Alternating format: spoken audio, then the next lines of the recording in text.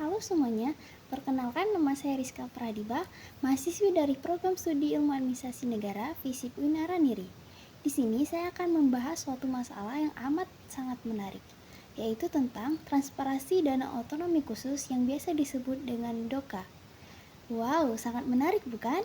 Oke, langsung saja. Sebelum saya memulai, alangkah lebih baiknya teman-teman menekan tombol subscribe dan jangan lupa nyalakan lonceng untuk informasi lebih lanjut.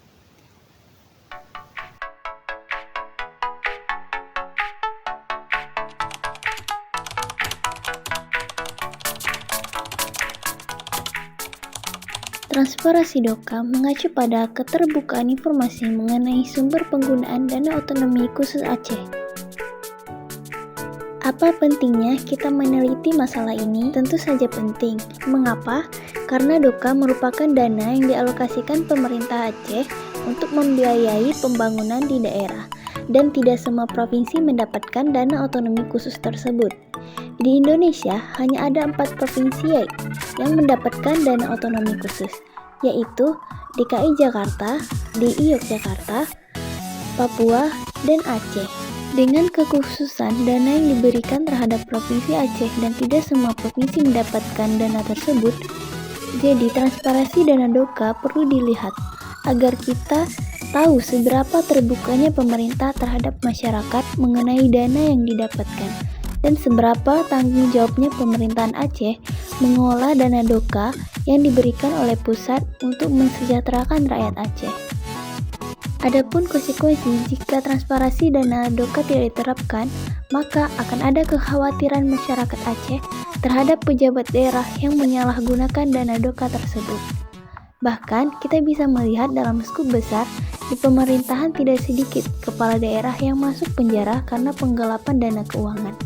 Maka dari itu, dengan adanya kekhawatiran terhadap dana otonomi khusus Aceh, yakni penyalahgunaan anggaran dan berpotensi terjadinya KKN, saya ingin meneliti sejauh mana transparansi yang dilakukan oleh pemerintahan terhadap dana otonomi khusus yang harus ditetapkan transparansi terhadap dana otonomi khusus Aceh. Terkait pada transparansi dana keuangan, saya ingin berfokus pada dana otonomi khusus Aceh karena tidak sedikit pejabat Aceh yang masuk penjara karena tersangkut korupsi dana otonomi khusus Aceh atau DOKA tersebut. Dan ini sangat bertentangan dengan Kanun Aceh nomor 1 tahun 2018 yang merupakan peraturan penting yang mengatur alokasi dan penggunaan dana DOKA di Provinsi Aceh.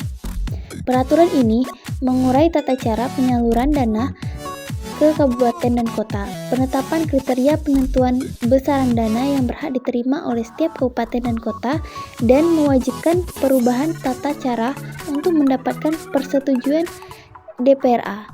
Peraturan tersebut juga menekankan pentingnya pemantauan dan pengawasan untuk mencegah korupsi.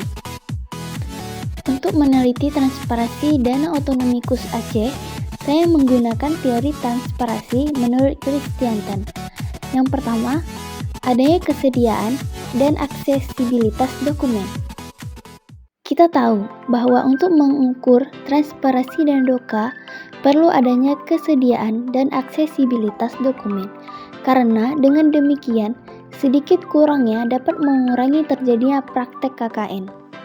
Kedua, kejelasan informasi.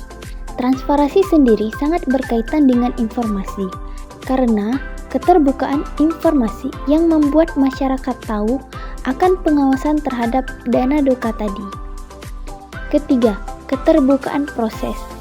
Keterbukaan proses dalam mengelola sumber daya, baik itu keuangan dan lainnya, jika tidak terbuka, bisa saja masyarakat mengira bahwa pembangunan yang dilakukan bukanlah kepentingan rakyat, melainkan karena kepentingan pribadi. Jadi, dibutuhkan keterbukaan proses.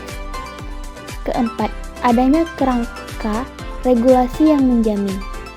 Seperti DOKA sendiri, sudah ditetapkan Kanun Aceh nomor 1 tahun 2018 yang mengatur alokasi dan penggunaan dana DOKA di Provinsi Aceh.